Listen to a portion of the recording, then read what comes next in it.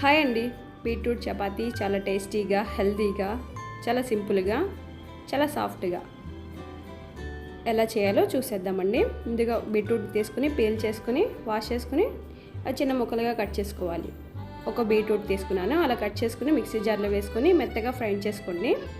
మెత్తగా ఫ్రై చేసుకుని ఒక పక్కన ఉంచుకోండి. ముందుగా మిక్సింగ్ బౌల్ తీసుకుని 1 కప్ గోధుమ పిండి, కొంచెం సాల్ట్, బీట్రూట్ పేస్ట్ అనేది వేసుకొని ఒకసారి అలా మిక్స్ చేసుకోవాలి. మిక్స్ చేసుకున్నాక వాటర్ వేసుకుంటూ చపాతీ ముద్దలాగా చేసుకోండి.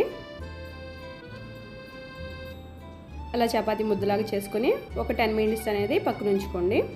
ఒక 10 మినిట్స్ ఆగినాక చూడండి, కొంచెం ఆయిల్ అప్లై చేసుకుని చపాతీ ముద్ద అనేది బాగా ప్రెస్ చేసుకోవాలి.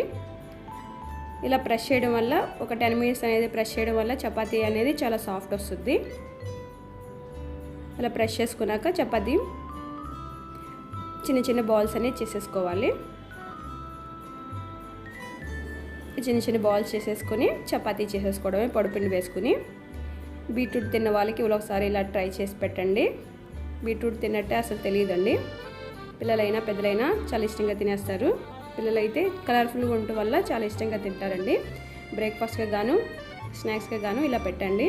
అలా చపాతీ చేసేసుకోవడమే. ఇప్పుడు స్టవ్ ఆన్ చేసి ప్యాన్ పెట్టుకుని అలా చపాతీ అనేది వేసేసుకుని చపాతీ అనేది కాల్చేసుకోవడమేనండి.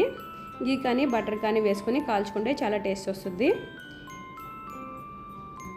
ఈ చపాతీ కర్రీస్తో అయినా పెరుగుతో అన్నా చాలా బాగుంటుందండి.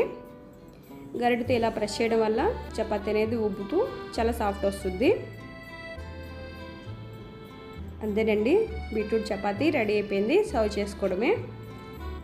Thank you for watching. Please subscribe.